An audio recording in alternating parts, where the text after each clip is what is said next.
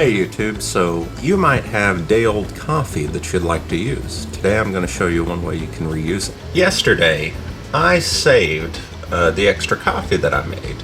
The trick for saving extra coffee made is just pour it into any airtight container that you have. So for me, that was this little metal bottle by TAL and my daughter's juice bottle.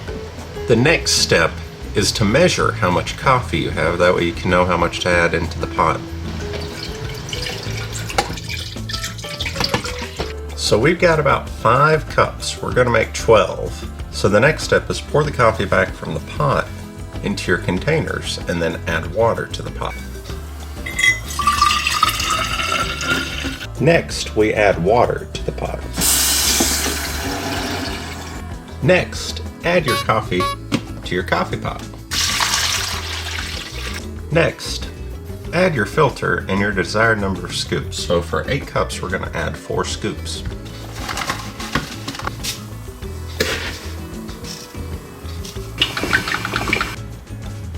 The final step is to mix our old coffee up with the new coffee.